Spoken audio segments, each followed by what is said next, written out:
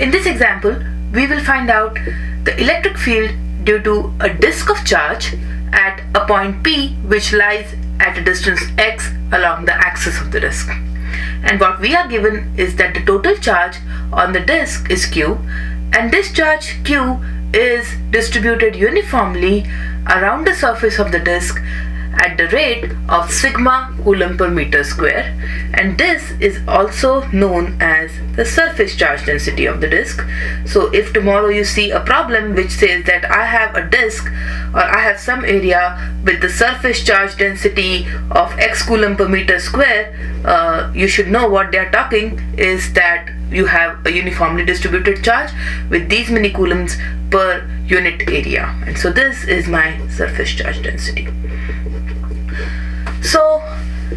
if you remember, till now the way we have been approaching these kind of problems is that we take a small charge element dx and we say that as dx tends to 0, the charge on it dq tends to a point charge, and then we find out the electric field due to that point charge at point P, and we integrate it over the entire charge segment by assuming many points charges of various small charge segments. And if we do that, we can certainly do that here, but let's see what the problem is. If we do that, we run into a sufficiently complex mathematical problem. What happens is that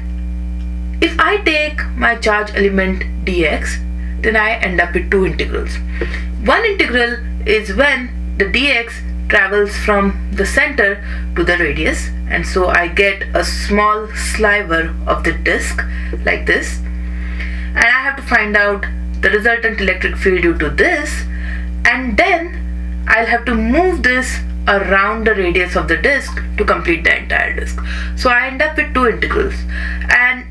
now remember that it is not just an integral of scalars, it is an integral of vectors. So you have to consider the direction too. And that becomes a little complex. So we will think of a simpler solution, and we will remember that we have studied what is the electric field due to a ring charge. And we remember that if I have a ring of charge, then the electric field due to a ring of charge at a point P at a distance x on its axis is given by kx over x square plus r square raised to 3 by 2 into the charge on the ring, that is q, and so where r is the radius of the ring. And let's see how this can help us. I can think of my disk made up of small concentric rings, and so if I consider a ring of small width dr, and this is the width of the ring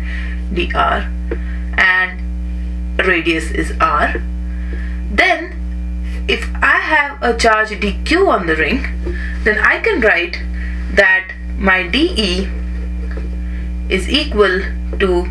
kx, my electric field due to this ring at point P is given by kx over x square plus r square raised to 3 by 2 into dq, which is the charge on the ring. Now, if you remember again, the direction of this dE is along the x-axis acting away from the ring. And now I can think of my disk as made up of number of concentric rings with radius going from 0 to capital R, and all the dE's are going to be in the same very direction, and so my integral becomes very simple. All I have to do is integrate this equation from 0 to r, and all I have to do is to find out my resultant E due to the disk. I have to do integral 0 to r of dE, which is equal to integral of 0 to r of kx dq over r square, x square plus r square raised to 3 by 2. And from now on it's a mathematical problem, but before that let us see whether we can express dq in terms of r. So I know that this is a ring of thickness dr and radius r, and I know that we have sigma coulombs per meter square, and hence I can write my dq, let me write that here, my dq as sigma times the area of the disk. Area of the disk will be circumference 2 pi r into the thickness, that is dr, and hence I can write this equation as 0 to r kx 2 pi r dr over x square plus r square raised to 3 by 2. And now I have the integral in one variable, which is dr, which goes from 0 to r. The constants are kx pi, oh I forgot my sigma, and the sigma will be here, this is a sigma, kx pi sigma, and let me leave my 2 dr, so I have 2r dr inside x square plus r square raised to 3 by 2, and the limits are 0 to r. So how do I do this integral? Let me copy down my constants first, kx pi sigma. Now I can write this as integral 0 to r of dr square, because 2r dr can also be written as dr square, over x square plus r square raised to 3 by 2, and this is of the form dA over x square plus a raised to 3 by 2, and we know how to solve it, so it becomes kx pi sigma into x square plus r square raised to minus half over minus half, and the limits are 0 to r, and the answer by solving that becomes my E at P is equal to 2 pi k sigma into x over mod of x minus x over x square plus r square raised to half, and this is the magnitude of my electric field at point P due to the entire disk of charge. This electric field, since all the dE's acted along the positive x-axis, my resultant electric field also acts along the positive x-axis. And in this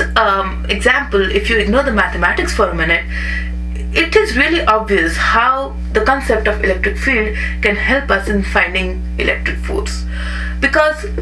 if I had tried to do these kind of integrals, first of all, I could use the electric field due to a ring charge